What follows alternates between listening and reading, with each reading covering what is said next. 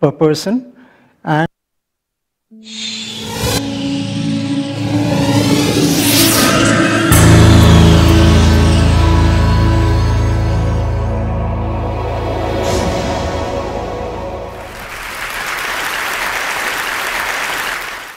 some 17 years ago, I became allergic to Delhi's air. My doctors told me that my lung capacity had gone down to 70%, and it was killing me. With the help of IIT, TERI, and learnings from NASA, we discovered that there are 3 basic green plants, common green plants, with which we can grow all the fresh air we need indoors to keep us healthy. We've also found that you can reduce the fresh air requirements into the building while maintaining industry indoor air quality standards. The 3 plants are areca palm, mother-in-law's tongue, and money plant. The botanical names are in front of you. Areca palm is a plant which removes CO2 and converts it into oxygen. We need 4 shoulder-high plants per person, and in terms of plant care, we need to wipe the leaves every day in Delhi, and perhaps once a week in cleaner air cities. We have to grow them in vermi manure, which is sterile, or hydroponics, and take them outdoors every 3 to 4 months. The second plant is mother-in-law's tongue, which is again a very common plant, and we call it a bedroom plant because it converts CO2 into oxygen at night. And we need 6 to 8 waist-high plants per person. The third plant is money plant, and this is again a very common plant, preferably grows in hydroponics. And this particular plant removes formaldehydes and other volatile chemicals.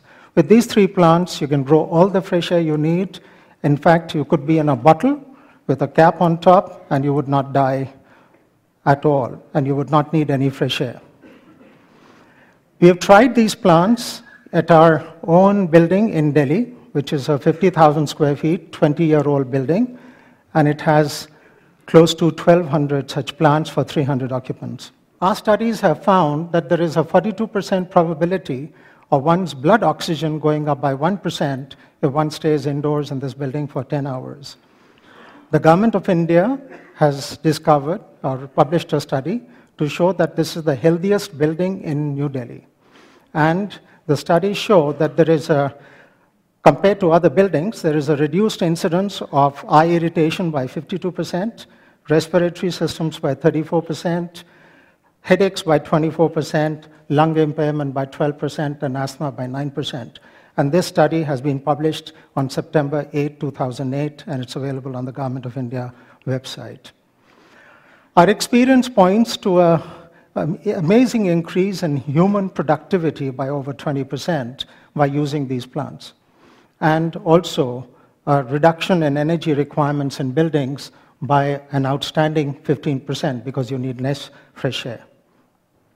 We're now replicating this in a 1.75 million square feet building, which will have 60,000 indoor plants. Why is this important? It is also important for environment because the world's energy requirements are expected to grow by 30% in the next decade. 40% of the world's energy is taken up by buildings currently, and 60% of the world's population will be living in buildings in cities with population of over 1 million in the next 15 years. And there is a growing preference for living and working in air-conditioned spaces. Be the change you want to see in the world, said Mahatma Gandhi, and thank you for listening.